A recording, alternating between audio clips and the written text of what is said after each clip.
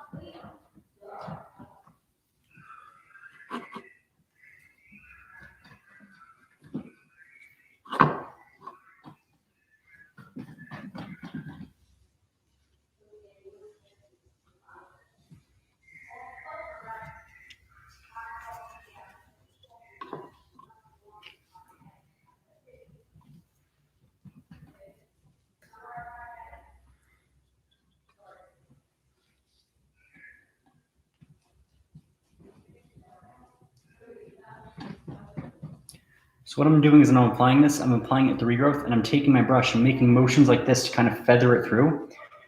I purposely want this to be broken up. I don't want a harsh line. So I'm doing the regrowth formula kind of in a diagonal back section. And the purpose of this is to kind of create, I don't want to say messy because it's not messy. It's almost like a more natural broken up, like stripey, that won't be this. Because I know if people do any kind of hair painting technique or any kind of foiling technique and it's done incorrectly, that's the look you end up getting. And you want to keep the brush nice and flat. You don't want to be keeping it like standing up straight and then tearing at the hair. So I always tell my students, when you're doing this technique, just kind of be free with it, have fun, and just be creative. And for those of you that train with either a certain brand that uses zones, you're going to be taking zone 1 into zone 2. That's what this technique is going to.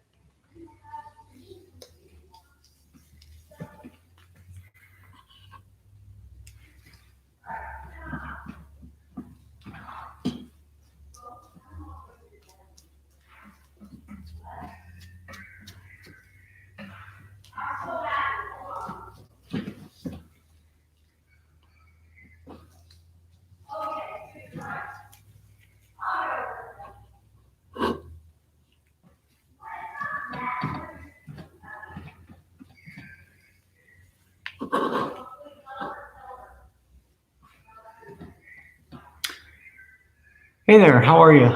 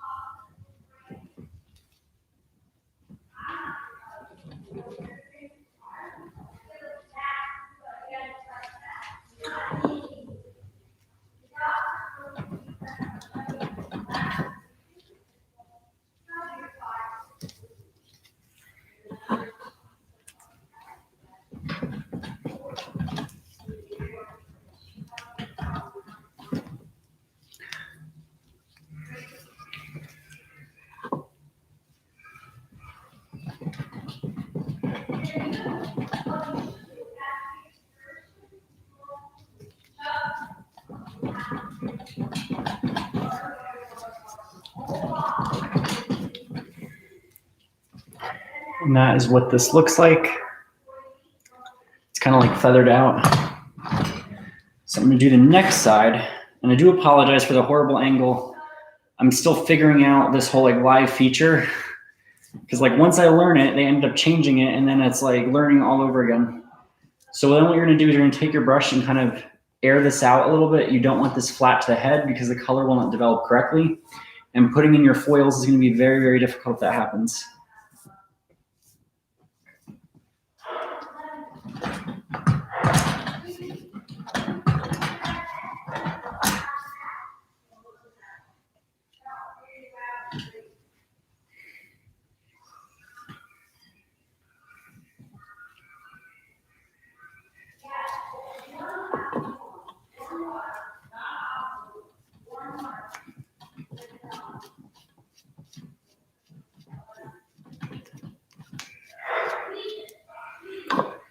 This color is like a weird color. The name of the shade is called Nude, which is an interesting shade for a hair color name.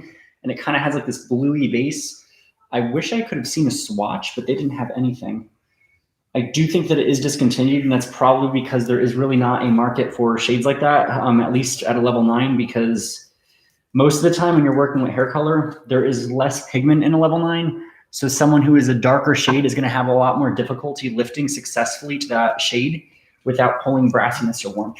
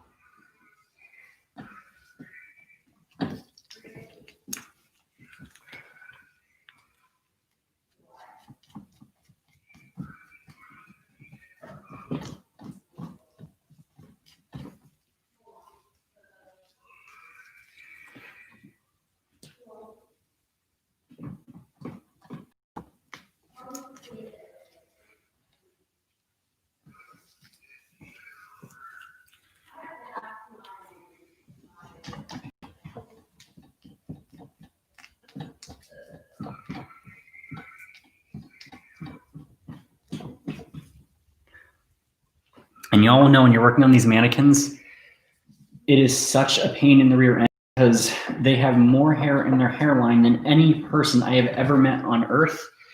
So that makes everything that you do just all that more challenging.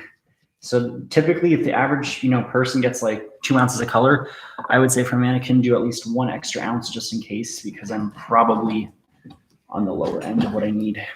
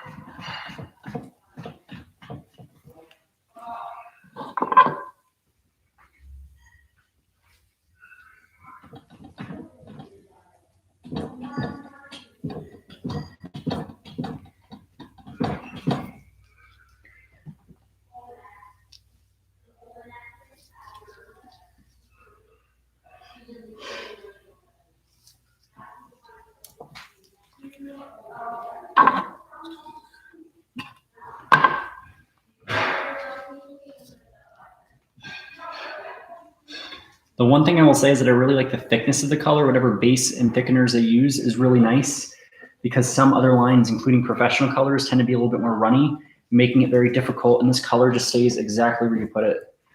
And it makes it really nice when you're doing either a painting or spreading the color for a technique. You would not want to do this with a liquid color, or if your color says like liquid cream, that's your warning sign. That is going to be way too thin, and it could potentially make a horrible mess.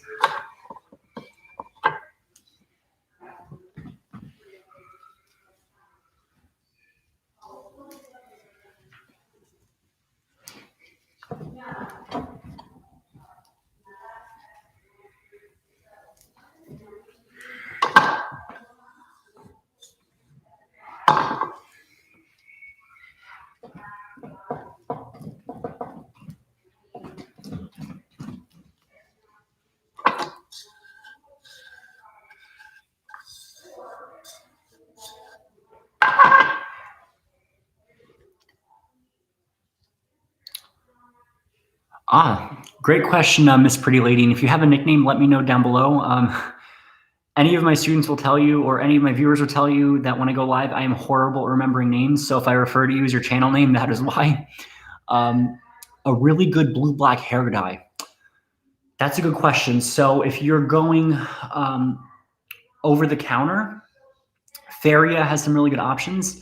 Or if you want to make your own, here's how you do that. You go into Sally Beauty Supply, and you want to find, preferably get a swatch book, and you want to figure out, where you're at now. Now, I'll give you a warning. If you do have any highlights or any bleached hair, what's going to happen is if you throw that blue black hair dye over, it can discolor potentially.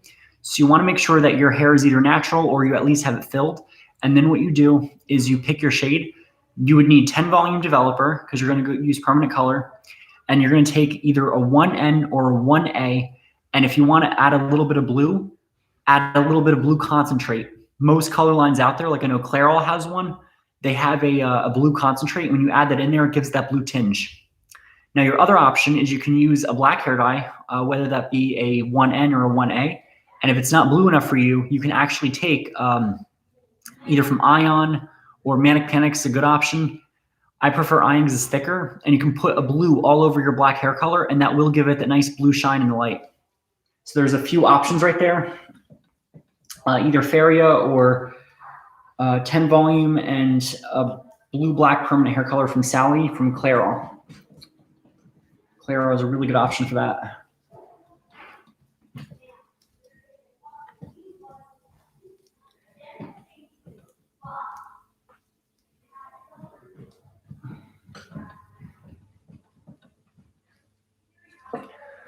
All right, so her touch-up is on, and I know this mannequin is absolutely tragic. One of my educators that I took a class with, her name is Tracy, and that was like the best word that she used to describe the mannequin was tragic. They've got more head on their hair than anyone that I've ever known. And yeah.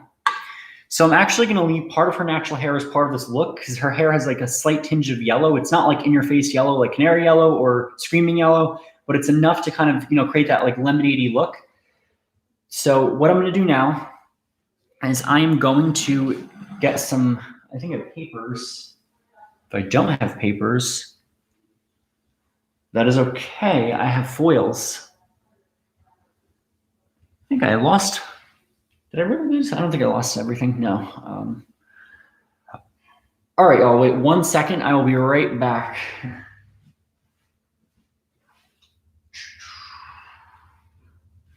Almost like I want to sing a song like, oh, where have my foils gone? Yeah, I will be right back.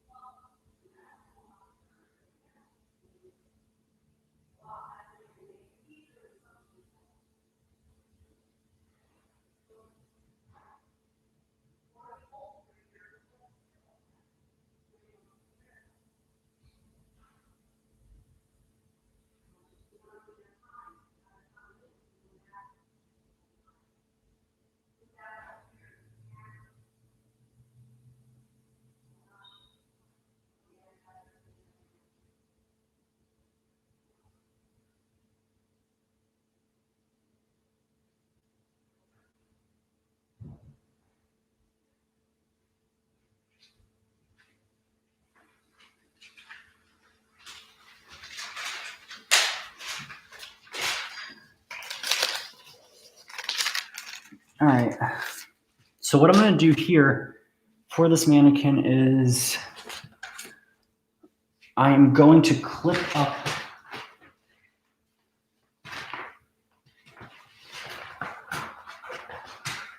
the hair, and we're going to be focusing on the outside of the hair because that's what you're going to see the most.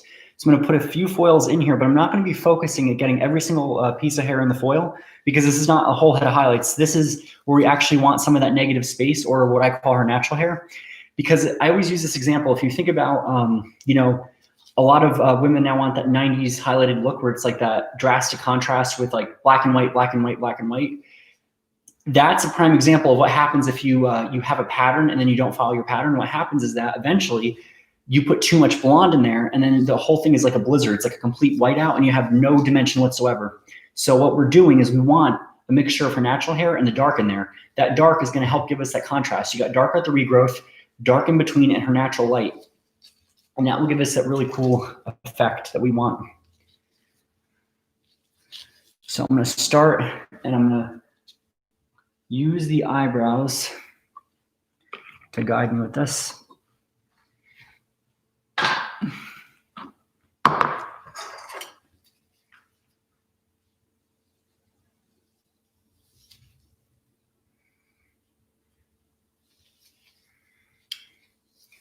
That will be one section.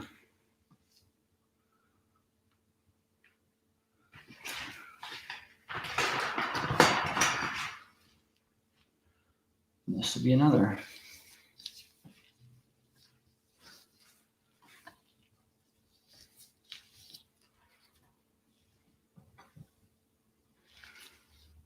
All right, so what I'm going to do now is I'm using a mixture of, I think it's salmon, and the other one is like a rosé or rose quartz from Ion. I'm going to use a mixture of papers, only because I have the last few remaining in my little foil drawer. I'm doing like a little bit of early spring cleaning.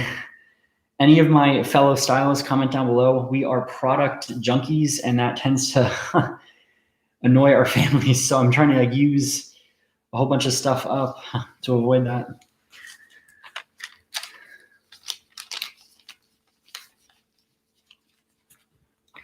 So what I'm going to do is I'm going to take this and I'm going to paint this on. I'm going to feather it up to the regrowth touch-up.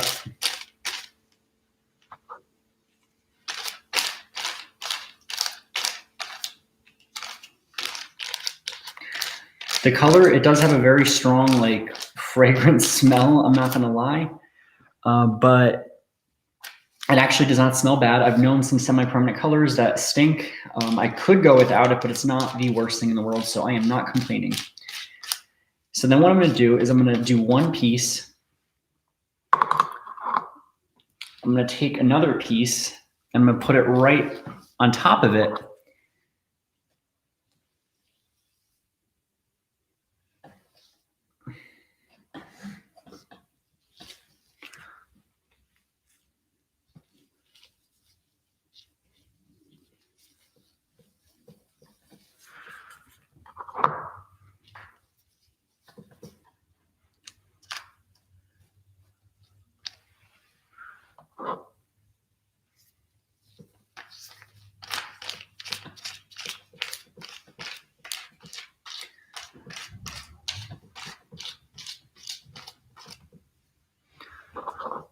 This is a technique that if you are going to try at home, you want to get the aid of a family member or friend. This is not something you want to try to do yourself because you will have a horrible mess and potentially get tiger stripe hair, which nobody wants.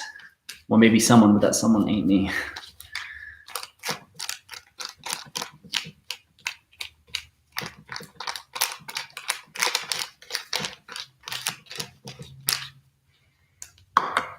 All right, so then what I'm going to do is I'm going to flip the hair up in there, and I'm going to sandwich this. I'm going to take another paper. I'm going to paper that closed like that. And then what I'm going to do is I'm actually going to use the paper. I'm going to paint two pieces of the other shade that I have. I'm going to alternate doing this. The color of this looks kind of like the octopus emoji, but it actually comes out really, really good. So I'm going to get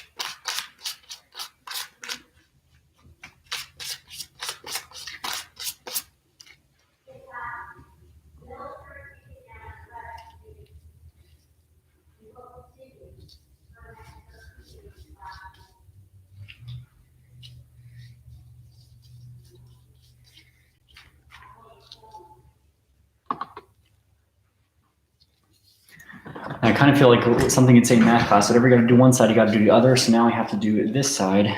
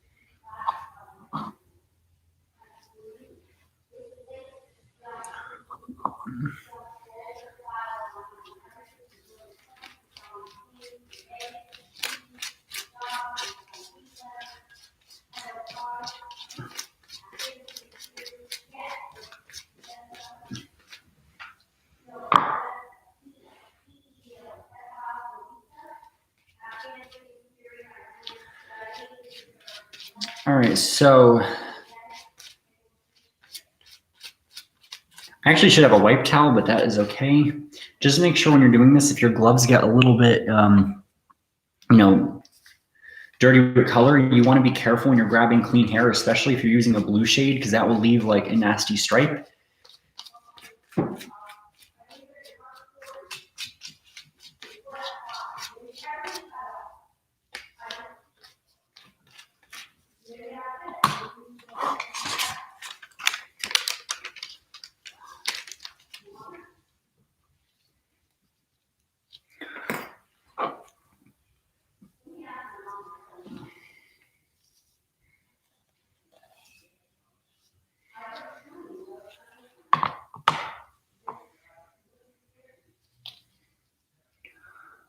All right, so I'm gonna take this and I'm gonna pin that up, and we're gonna paint on this one like we did the last one with our other shade. This does look really, really cool. It's every time they like have the direct eye shades and they come out of the tube, it's really interesting looking. I mean, Ion definitely does a great job at coming up with really creative shades and colors that I never would have like thought that would have been imaginable. That's always interesting. Is like I remember when I was younger, and you know, we would do the fun shades. We would just use permanent color or high lift color. We would try to make blues and all the fun shades that way. Now you guys have it like right at your fingertips. Because I remember before you had like all these crazy colors, like Manic Panic was really the only one that you could use, and you know, it was there for a little bit and then it went away and then it came back with a vengeance. Like around 2016 or so, more of the rainbow colors came back. I'll be honest, when you are behind the chair, seldom do you ever do a technique like this. You could use a similar principle of the technique to do like more of a natural look, but a majority of your clients that you're going to be working with are going to be looking for gray coverage and blonding. They don't really want the crazy colors. If you're lucky, like you'll get, and I always think to an extent, you do attract the clients that you want. They kind of find you. Like, for example, I love doing reds, and a lot of my clients that I do are redheads and like the fun shades, but I still do a lot of gray coverage. Like I have reds that want to, you know, cover their gray or their white hair. They don't want to, you know, show people their gray. That's another technique too, is that the going gray challenge is one that I don't think is going to be here to last, because I've had one client who's like, oh, you know, I kind of like my gray, I'm going to stick with it. And then she actually got pressured by like one of her church lady groups to do the all gray challenge. And then within a few days, she's like, take it off. It's absolutely horrible. I don't like it. In order to wear that too, you have to be mindful of your client's skin tone. Not everyone could be platinum blonde. Not everyone could wear a certain shade, and not everyone could be, you know, gray. So that was a lesson learned right there. I should have been a little bit of a stronger style, say like, hey, you know, this may really not look good in your skin tone. Why don't we try something else? But yeah, that was a lesson learned. I'm gonna take a foil. I'm gonna stick the foil, not over the end so much, but just the mid shaft where I blended in some of the pink so it doesn't bleed over. And let me just do this. This one there. And I'm going to go to wet towel because I did get a little color on my glove, so I'll be right back.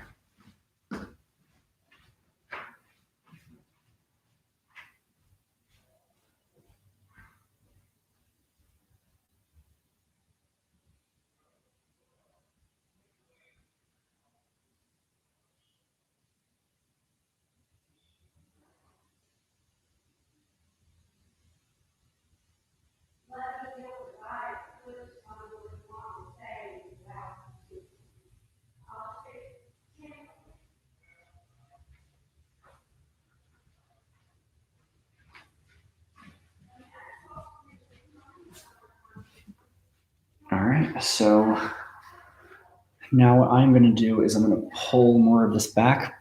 I am going to take a section of clean hair and I'll leave that just by itself for some negative space.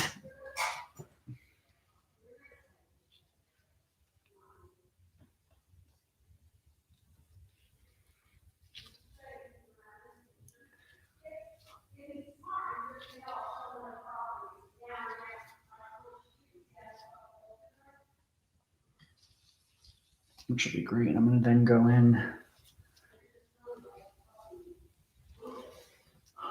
with a foil. I even have pink foils. It's funny. I'm going to go in with a foil and I'm going to paint my deeper shade.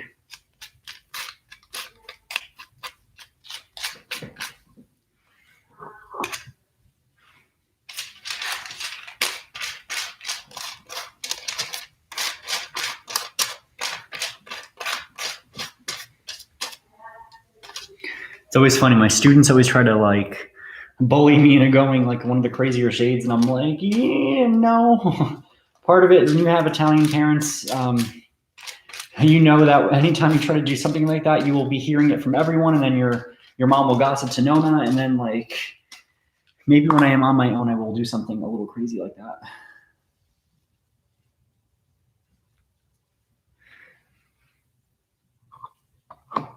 So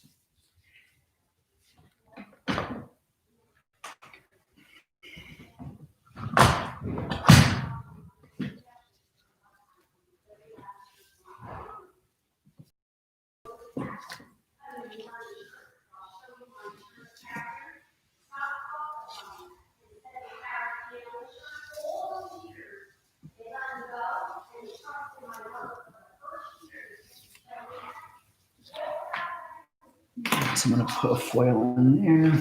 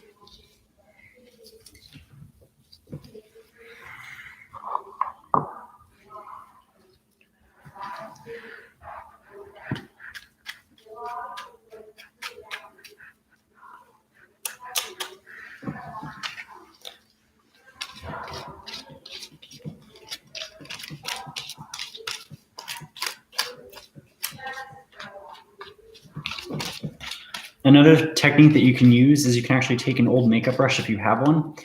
And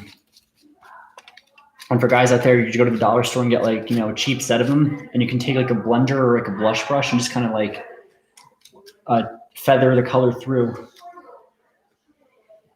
And then if you have any straggler hairs like this, you can just free paint. And I've done that a few times. You just take the hair and use the end of the brush. And you just take your finger and just kind of, you know, paint that in there.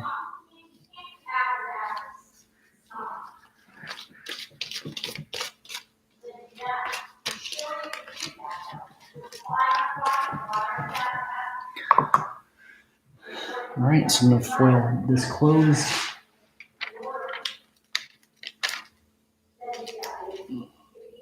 And if you really want to get technical, and this is going to sound so unprofessional, you can take, and I'm gold, you could take any kind of like Reynolds foil, which I know is going to make a lot of stylists cringe that I said that, but it works. It does the same, you know, does the same thing. You can take Reynolds and do that, and that does the job just as well.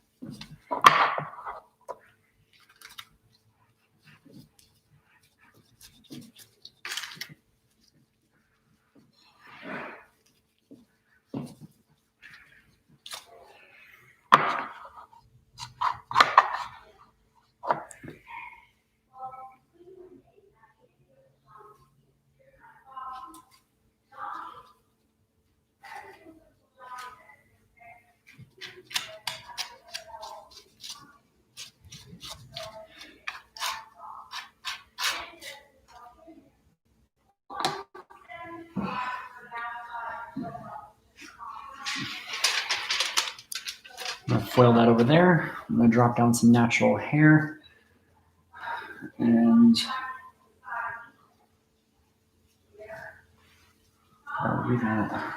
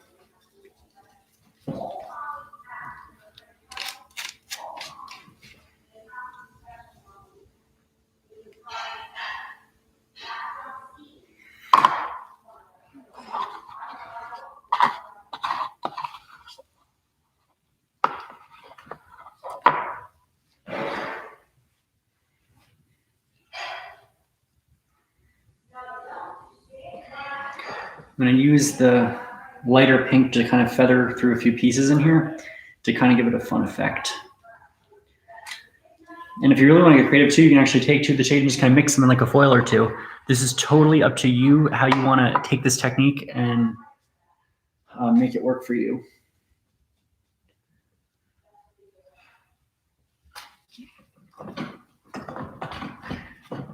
And what you'll notice is that the back part is undone. So what I'm going to do is I'm going to go in there and I'm going to just do a few pieces. So I'm going to leave a little bit of natural there and I'm going to color in some pink. And styling for this hair is actually going to look best while the hair is wavy. Now, I always recommend for my clients that right after you color your hair, you do not want to use any hairspray or any high pH shampoos or products. So you want to let the hair kind of cure for like a day or two, and then you can style it. All color will fade, so just be mindful of that, which if you are using a semi-permanent color, it is going to fade. There's no two ways about it, and there will be some maintenance on the client's part that you will have to do. But that's with any color. All color has a certain degree of maintenance to it, but it really depends on, you know, what you're looking for, you know, dark brown, black hair, that is going to be probably the lowest maintenance because like with the occasional really dark black shades, like 1s or 2s, you can just add a little bit of blue, semi-permanent, and that kind of touches it up. For reds, it's probably the most maintenance because you have to retouch the red frequently, whether it be a demi, which sometimes may or may not work, or can make the red turn brown, or, you know, a refresh with like a semi. These are all things you have to take into account when you're designing for your clients or you're doing your own hair on your own.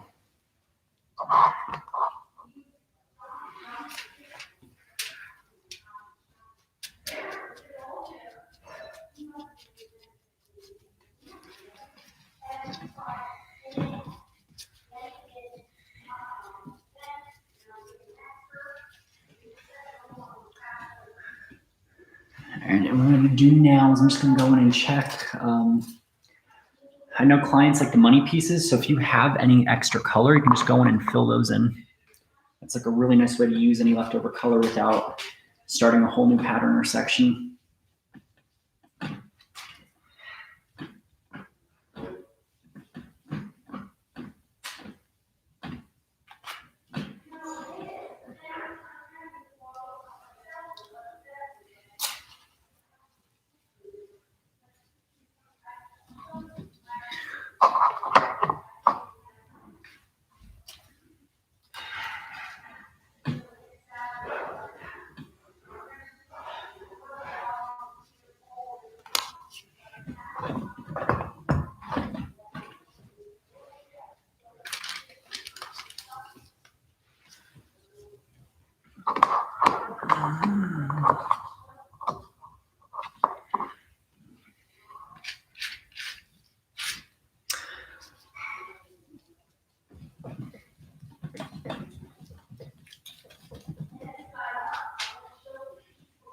All right, so that is what's gonna, that's the technique. I'm gonna process this for the full 45 minutes, let it set in there, and then I'm gonna go rinse. If you do have a steamer or dryer, you can accelerate it. Dryer, I believe, cuts time in half. Steamer cuts that half time in half. So this is the final technique. Because this is semi-permanent color, you don't have to put like a foil over foil. It's not like bleach or anything that stops working if it dries out. It's a really simple, fun technique. I'm gonna be coming back later tonight for Q&A so you guys can see the finished result. So if this helped you, please like, comment, subscribe, and let me know.